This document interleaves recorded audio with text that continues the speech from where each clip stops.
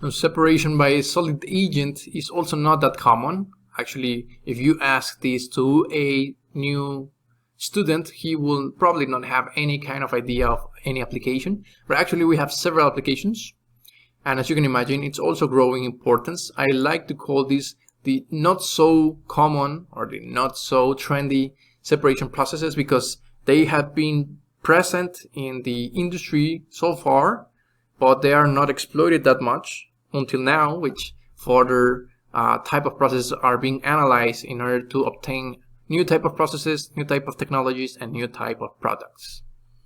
Those are techniques that involve contacting a vapor or liquid feed with a solid agent.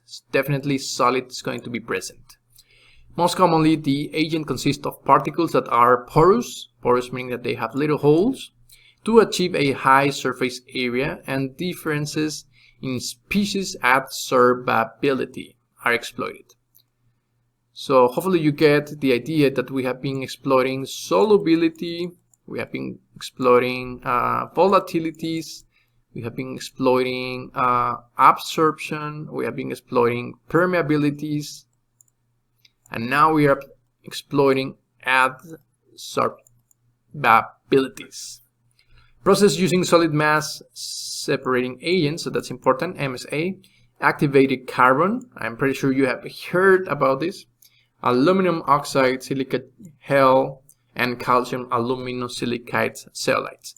In my opinion, zeolites are king in solid agents as well as activated carbon. Those are the most common ones, even though silica gel, well, I would say silica gel has a lot of applications. So probably if I had to guess what type of adsorbent material is here present, I would say silica gel, or maybe even activated carbon.